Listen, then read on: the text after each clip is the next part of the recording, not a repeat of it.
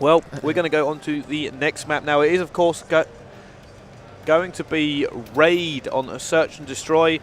And I believe that's going to come up very, very shortly. We're actually just looking to see if it is set up now, and it is. So we'll be joining them guys very shortly now. Raid, Search and Destroy. What do you think of this map, fella? It's okay. It's probably one of the better S&D maps. I think it's AR dominated again. It's quite hard to rush. But I guess we'll see a lot of smoke and a lot of, I don't know. Now, this is the thing about Search and Destroy on Black Ops 2. It's kind of changed for me a little bit because it's either... Well, Plaza's the worst one for it. I'm not a big fan of the Plaza map on Search and Destroy anyway. But Search and Destroy can be incredibly passive, and obviously that's the reason we have actually got the round limit to 1 minute 30. Now, sure. I know it says 2:30 on the graphic, but it is in fact 1 minute 30. And it does mean that the defensive and the attacking team cannot just sit there for minutes on end, pre-aiming at a spot. At some point, a play has to be made. Yeah. Players have to push forward, and they have to, they have to make some moves. And that's what really brings it in. But until then, even with the 1 minute 30, a lot of teams are just still playing so passive. And I was talking to Parasite earlier about this, and he thinks it's a bit to do with having sniper rifles in the Search and Destroy become more prominent, because it adds such a scare factor to this. You don't want to peek out.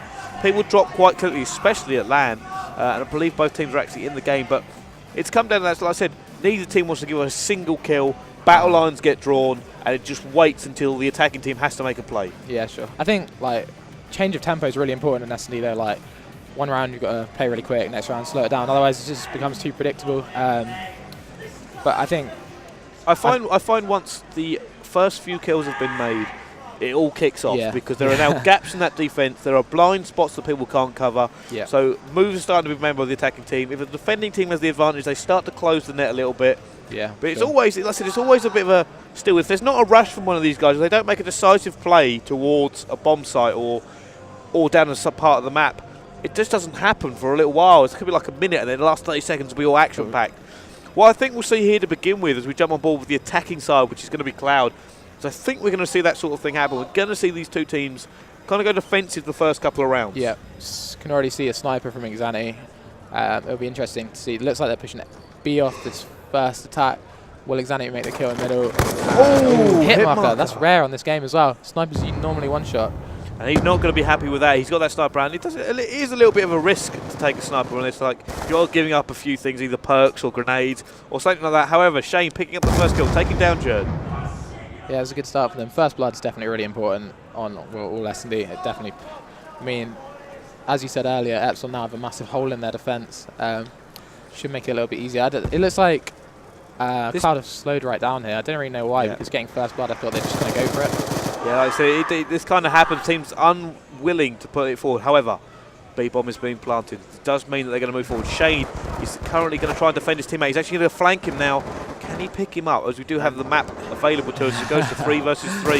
Shane's going to pick up. No! Sowers smacks down Shane, although Shane was ready for him and still got taken down. Let's jump on board with Xanity, who's actually picked up a kill now. He's actually going to go up top with a sniper rifle. Can he pick up a kill? And there's one lingering behind the bomb, so it'll be interesting to see if he manages to get him here. He's being careful. He's being so careful. Like I said, you don't want to peek out now. As we can see on the map, there's 2 players there. He's now going to engage now his teammate has. Can he pick up the kill? No! This is Cloud's round to lose right here. They're in a really good position. They should never lose this round already. Yeah, 1 versus 2 for Sowers. What can he do? He's now got to move. He's not going to go for it. He's going to try and build up a score streak instead. He doesn't want to give away a free kill. Interestingly, though, he hasn't actually changed his streaks. And now... That's a high streak. Also, he let the bomb blow up. Sowers did, which probably wasn't the smartest thing to do because they get 300 score streak points for that as well. Might have been better just letting them kill him. Yeah, but it's possible. I didn't realise his score streaks were so high. And with them being that high, it's so hard to get... That's why you see an awful lot of players throw on the RCXD. Now, although the RCXD at the moment, especially along the top players, doesn't really work because they always know it's coming. They have cracking shots, which means that it doesn't hit very often. But if it's that or nothing, I'd take an RCXD. Yeah, exactly. Same. I mean, you're never going to get... Well, I mean, I've seen it happen, but it's unlikely you're going to get a stealth chopper. I think one thing about the RCXD, if you bring it in, then it's quite good to rush with the RCXD because it forces the other team back a little bit. Ground, it's kind of a distraction. There we go. Looks like a grenade has gone in there, and he has actually picked it up as Jerd picks up the first kill here, and that makes it 2 versus 3. Jerd still up with him. We say, oh wow, what a shot from Jerd! Why didn't Xanity move? He must have been scoped in with that sniper rifle. Yeah, maybe. He definitely Didn't help himself there. Right, he's jumped on board with Shane. 1 versus 3. Picked off 1. He's now got to look for Jerd, and he's got to look for Lucky. But can he pick him off? I mean, that bomb is down. He's going to run out of time. And this is the problem here.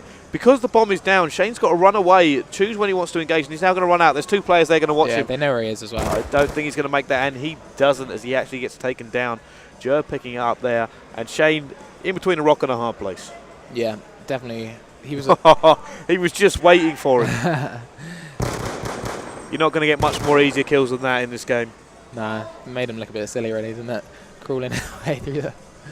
But let's have a look. Going to jump on board with the attacking team once again, and it is going to be Shane. We jump on board. Let's have a look at Josh. We've kind of talked about him earlier. Let's have a look at the scoreboard at the moment. Manus Cat 0 for 2, 3 for 1 for Jerd. Lucky also dropping that donut at the moment. But let's stay on board with Josh. Yeah, he's not going to challenge the guy in middle. He's definitely something a big game creating there. Now, it looks like they're pushing for that B again. Nobody really pushing around for that A because it's so far and open, and it's hard to get to unless you make a concerted push with some smoke. So it does look like what they're going to try to do is push up. As you can see down there in the bottom right, you do have Shane.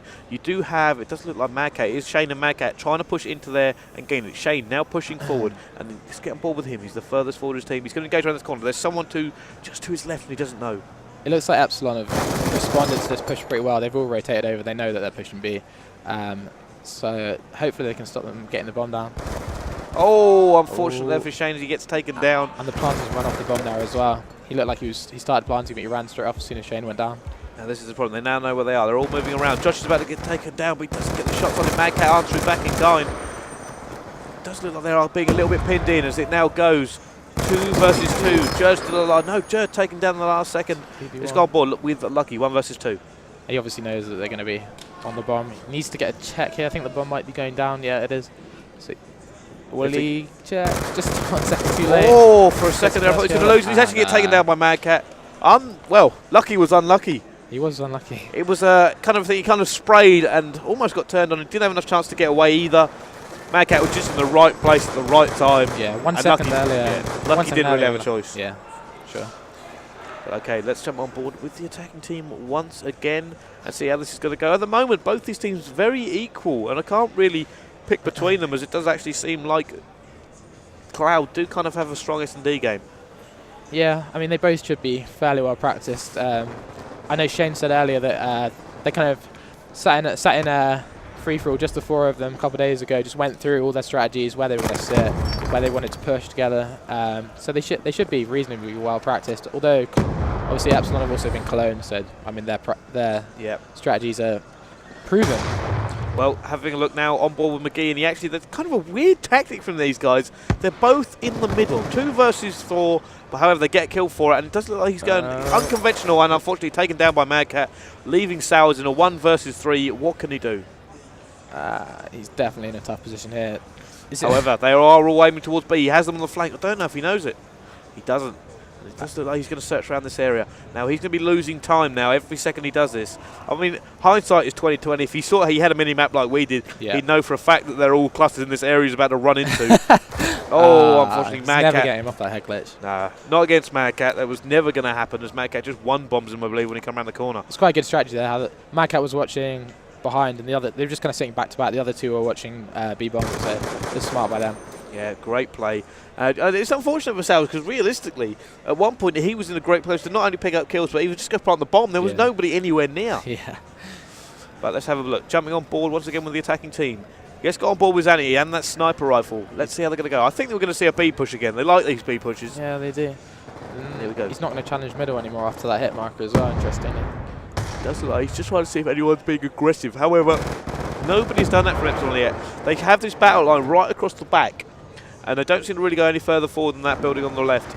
So, going to have a look there. Zanny's trying to just pick off someone. His teammates are engaging. He has 2 of them there, and it still looks like Zanny is just trying to pick off the kill, and he can't see anyone. That's frustrating when you've got a sniper rifle, because you feel like you need to be involved and you need to justify having it. Bomb was about to go down, and Josh has just been taken off it by Sowers. It was good timing by Sowers. They now know bomb's down, so I'm sure you'll see, as you can see on the minimap, they've all rotated over. They could get trapped in here.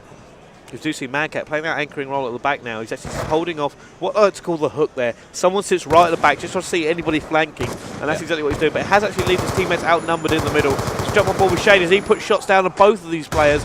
no hit markers, and he sort of back off, and they're both right next to each other. There's only 25 seconds. Cloud really need to make moves here. They picked up kill, so that Shane is going to try to get 3 versus down. 1. Lucky's on his own. Oh. Lucky picks off that first kill against Shane. 1 versus 1. Mad Cat versus Lucky. Mad Cat's called it correctly. You might have seen his leg through the wall or something there. I mean, I don't know. Oh, Mad Cat. Brilliant shot. He's psychic. He is psychic. The guy knows what's going on. It's ridiculous. Okay, he just jumps up and he sees the head. Doesn't even aim in. Just he was already weak. Yeah. Great play from Mad Cat. And Mad Cat's actually on a 6th streak now, I believe. He's on 6th streak. Believe he's on a 6th streak. I will just bring up the scoreboard. Let's have a look at his, see what he's got on here. Jumping on board with Mad Cat, and yeah, he could actually get a Hellstorm if he hasn't changed. He hasn't put R60 on as well. I don't know if they're all forgetful or they just don't bother anymore. 6 for 2. He is putting in the work now. Let's jumping on board with him. He's playing that kind of, like I said, kind of hook roll, making sure nobody flanks, in a great position to pick up that kill here and there, which is why he hasn't died. However, this is the problem. Oh, is he going to engage? He's trying to get that hit marker. Got another hit marker there. Was it worth another burst? Still there, so. Gets it, and he gets the Hellstorm as well. That is huge here. That basically, you could not only can you lock off an area of the map, but you pick up a couple of kills. That's round 1. I think that the key, I mean, if you could get the lightning strike as well, then they'd be in business here. He's got the ping every round. And certainly will, but Epsilon putting in serious work. Mad Cat on a 7 streak as he is now 1 versus 3, and this is going to put it in serious jeopardy here for him to get his lightning strike, because let's bring it picture in picture. As you can see, they set up. He's actually going to engage someone if he goes through here. I think he'll probably just plays for kills here. He he does pick up Lucky though. There is the lightning strike, so that should be. They should really finish this off. Unfortunately, there's someone behind me. Doesn't know. They haven't got up. Mad Cat actually running away. This is so tense here. Can he get it in time? I don't think he can. I think he's just going to go for kills, like you said. Can he pick up Jerd? Picks up Jerd. No, where is that last player? That's not happening. No, he's going to die. He's got his lightning strike, so.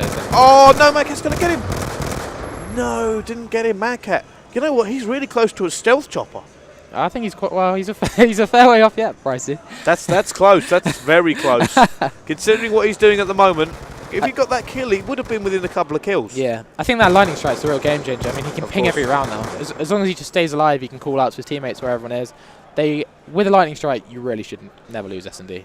No. From this point, I mean, if they lose this map, I'll be very surprised. Well, that's the game changer. I mean, this team here, Epsilon, have got to know that Mad Cat has got his score streaks. Yeah. And that's going to have to change up, because they're going to have to sit there and go, we can't sit in the open, because if we do, he's going to hit us. Yeah. And you know what? I think this is why we're now seeing these teams change it up a little bit. I bet Mad Cat is going to ping. There you go. There we go. There is the ping. And he's called out to his teammates. They now know that where everybody else is. He's calling in the Hellstorm by the look of it. And he misses. Yeah. But, like I said, this is how it changes it. It's not just the score streak. It's the power of knowing that you have it. Yeah, they can now go onto this A-bomb. They're confident where everyone is. They have the air support if necessary. And the bomb is down. It puts them in a great position. 3 versus 4. Yeah, it'll be interesting to see who gets first kill here. Shane's called him out on cool stairs. You should just stay alive here. So if we do look, they go in. You see them all tending to go in. Shane trying to pick up this kill. It looks like he's just wasting time here, which is definitely smart by him. There's someone behind him as well. Can he pick him up? This is bad. They have kind of broken in. They're kind of being pinned in, and they don't have a lot of room to maneuver as he gets taken down by Sowers with the sniper rifle. I think it was. Can he clutch this? He's got to hold on. Yes. Just a couple seconds. Jerd takes him down, and there it is. Sowers. There's 2 of them got sniper rifles. I believe that's Jerd and Sowers. Is he on a streak here, or has he got that from earlier? He has a lightning strike as well. Yeah, so he's on a streak. The game is not over. They both have lightning strikes. Sowers has managed to claw it back, give them some own air support, so could change it up. But there we go. There's Jerd with the sniper rifle. A couple of shots going in. Can he pick him up? Oh, how do you make a shot like that when the screen's going? I know. Toughness. It is secret. There we go. 4-3 at the moment. Currently 1-0 to Epsilon in this best of 5 series. As we jump on board with Epsilon, let's go on board with McGee. He has the bomb and he runs down the middle. Will he win the gunfight? And no one's come to challenge him, so as bomb carrier, he probably just wants to stay alive. I'm surprised they sent the bomb carrier in middle, actually. I will say, actually, Shane did for a minute there. It looked like he was going to flank. Actually changed his mind and he's come back to kind of get back in the battle line with his teammates. Already, Zanity goes down and they are outnumbered. You can see the rotation here from Cloud. Shane being quite aggressive. He really wants to get a good position to pick up a few easy kills. Yeah, sure. And that is interesting by Madgap because now he does not have the ping for the rest of the rounds. It's a bit of a risky move, that. I mean, however, it has given it now 2-2. So we have Jerd and Lucky up against Madcat and Shane. On board with Jerd, has the bomb. Looks like he's just trying to pick up a kill before he puts it down. It's now 1 versus 2 for him. Bad position as it looks like he's going to go for the plant. No, he's going to push forward into Shane. Oh, wow. Just demolishes Shane there. I don't know what Shane was doing there. Jerd should never, ever be winning that gunfight. So, big kill there. Puts him in a 1v1 situation. Massive kill. And I can see him taking this round now. Jerd versus Madcat. Two of probably the best players in the scene at the moment. 1v1ing, and it's literally, it always comes down to, he's made the call. He's going to get this plant Madcat knows he's not at A. Madcat has to go. And here we see him coming now. Now, this is a bad position. Madcat has got to think of something to do. This is the horrible thing. You've got to try and find a player. You don't know where he is. Well, not... Oh, they're opposite side of the thing. Are they actually walking around the thing? Oh! Jerd versus Madcat. It's going to be a bit of a standoff here. It is, and they're actually running around the pillar in the middle. We can actually see it. They're both running around. Oh, Madcat managed to get him first. And Madcat picks up the kill. And there he goes. He's going to get the defuse as well. And there we go. That's going to be 5-3 to Cloud now. And they could bring this back. One more. I think we should, next round, get on board with Sowers and see how he uses his score streak. See if he can claw this back. Yeah, we most certainly should. That was great play there from Madcat. In fairness, he, instead of going this round and round thing, he just sort of chased after him. He's like, I'm going to get you before you can get in a better position.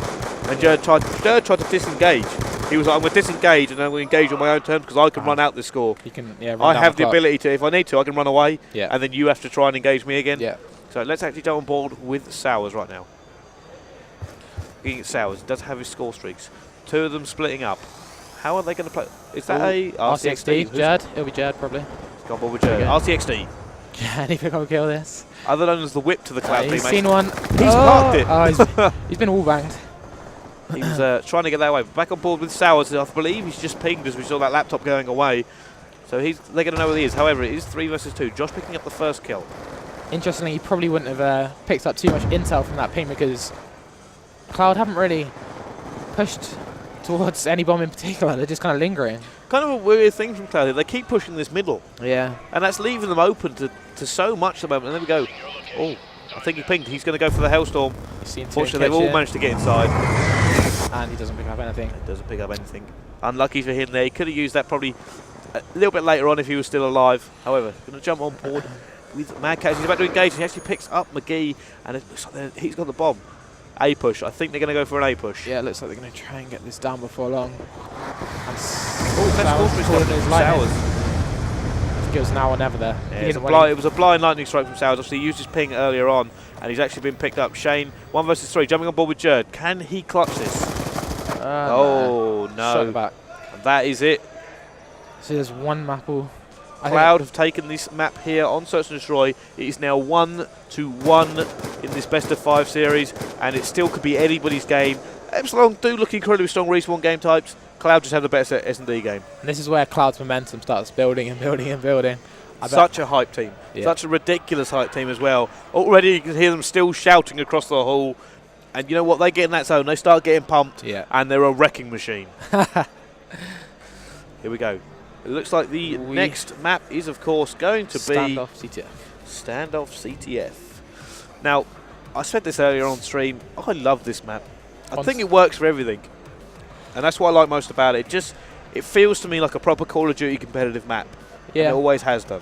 I think it's just quite basic, isn't it? Sort of the whole 3-channel approach. It is a good CTF map, although I think they added a spawn in mid-map. I don't know if it's still there, but stuff like that is... You know what? The thing I like about Standoff, it just reminds me of something like, although it looks completely different, something like High Rise. You know, one of their maps just works, and everybody likes to scrim it, and everybody likes to play it a lot. It's the first map everyone puts on when they get online. Yes, it is, and it's simply that sort of thing. So everybody's well practiced at it, and it always makes for great gameplay because everybody knows all the little tricks, all the little head glitches. Like we saw someone using under the statue's feet earlier, and it's brilliant for things like that because it makes the game so intense because everybody plays it so much. They know the angles.